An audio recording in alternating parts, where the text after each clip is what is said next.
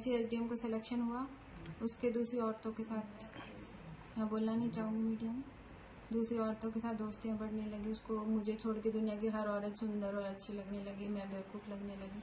और गरीबी मैंने उसका पूरा साथ दिया, मैंने मेरा सब कुछ उसके ऊपर लगा दी, पैसे क्या, नौकरी क्या, यहाँ तक कि अपनी शरीर क्या। बच्चे भी मैंने ही पाले अकेले हमसे, उसने कभी कोई सहायता नहीं करी। और अब जैसे ही एसडीएम बन गया उसका पैसे से ही दिमाग खराब था और मेरे साथ मारपीट बढ़ती गई। मैंने कहा भाई बच्चे बड़े हो जाएंगे अपने आप सुधर जाएगा, लेकिन वो नहीं सुधरा, बच्चों को भी मारने लगा। बच्चे जैसे बड़े होते गए बच्चों को से मारपीट करने लगा, तो वो मेरे सहन नहीं हुआ।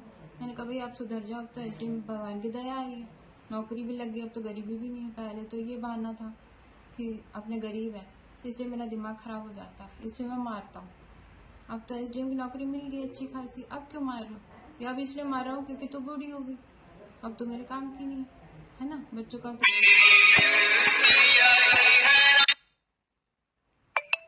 और फिर धीरे धीरे गैर औरतें आने लगी घर पे, फोटो चैट्स मैंने देखा छुप छुप के। बाथरूम में भी आधी रात तक, 2 बजे तक, रात को 2:30 बजे तक बातें होती थी। मैं मना करती तो मेरे साथ मारपीट होती थी।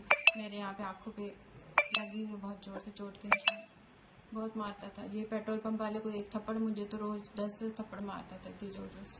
अलग से नहीं रह रही, मैं तो घर बसाना चाहती थी। बच्चों का मुझे तो फ्यूचर देना है, बच्चों का बाप कौन है? वही है। तो मैंने तो सहन किया, पहले भी अभी भी सहन नहीं किया। उसकी नीयत बिगड़ गई अचानक, उसको कोई औरत पसंद आ गई। उसने कहा मैं तो इसको लाऊंगा, तू मेरे सामने रहेगी तो भी लाऊंगा, तो सामने नहीं रहेगी तो भी लाऊंगा मैं तो। उसने 2020 में मुझे यहाँ छोड़ गया पिलाने, क्योंकि उस टाइम कोरोना काल था, आपको याद होगा 2 बार कोरोना आया था। तो पहले कोरोना में स्कूल बंद हो गई थी बच्चों की, दूसरे कोरोना में जब आई थी तब उसने कहा पिलानी में अच्छी स्कूल है दुनिया में, जैसे उस टाइम कोई स्कूल ही नहीं बची थी, कि पिलानी में सबसे अच्छी स्कूल है, बच्चों का यहाँ एडमिशन करा देता हूँ और मैं हर 10-15 दिन में आ जाऊँगा। ये बोल के यहाँ छोड़ गया मुझे, है ना, किराए के घर में वहाँ। तो मैं वहाँ रहने लगी, बच्चों को ऑनलाइन फीस भेज देता था, थोड़ा बहुत खर्चा पानी भेज देता था बस। और थोड़े दिनों में 2 महीने बाद अचानक नोटिस आ गया तलाक का। मेरी तो हालत ख़राब, मेरी तो आंखें सूख गई रो रो के। तलाक का नोटिस, भाई तलाक किस बात का, मैं क्यों दूँ तलाक? और मैं तलाक दे के जाऊँगी कहाँ? ना मेरे पास नौकरी, ना मेरे पास कोई, बच्चों को लेके कहाँ जाऊँगी? तो मकान वालों के मुझे तो किराए के लाले पड़ गए, वहाँ पानी लाइट का बहुत खर्चा होता है। तो फिर वो मैंने खाली करके मैं यहाँ आ गई। हाँ, न्यायालय में है वो, उसने चीटिंग करके मेरे पे झूठे केस कर दिए और झूठे केस का आधार बना के कि ये अपराधी किस्म की महिला है, ये मुझे मारती है, मैं उसको मारूंगी। मैं उसको मार सकती हूँ? नहीं हुआ। एक्स का पार्टी मेरे उसमें साइन भी नहीं है, मैं मानती नहीं तलाक हुआ है, तो वो तो आज ही मेरा पति है, मैं तो आज भी उसकी मांग का सिंदूर भरती हूँ, आज मैं उसके लिए करवा चौथ करती हूँ। वो नहीं मानते से मेरी क्या गलती, मेरे बच्चों की क्या गलती? एक्स पार्टी किया, उसने चीटिंग करके साइन ले लिया और मैंने उसकी अपील कर रखी है जोधपुर हाईकोर्ट में। उस विवाद के संबंध में ये उसकी आदत है, वो चलते फिरते अमरूद वाले को भी थप्पड़ मार सकता है, मेले में झूला झूलते बच्चे तो झूले वाले को भी थप्पड़ मार सकता है कि मैं एसडीएम हूँ, झूला हमारा चलेगा अलग से।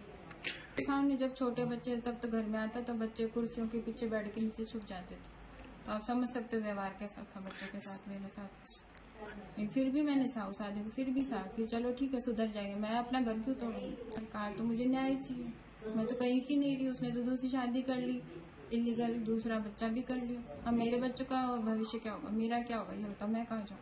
2 बच्चों की माँ से कौन शादी करेगा? अगर मैं शादी करना चाहूँ तो भी कौन शादी करेगा ये बताओ? न्याय मिलना चाहिए, बच्चों को न्याय मिलना चाहिए, मेरा फ्यूचर सिक्योर होना चाहिए, मेरे बच्चों का फ्यूचर सिक्योर होना चाहिए। उनकी पढ़ाई का क्या, उनके क्या मेंटल पीस मिल रही है उनको?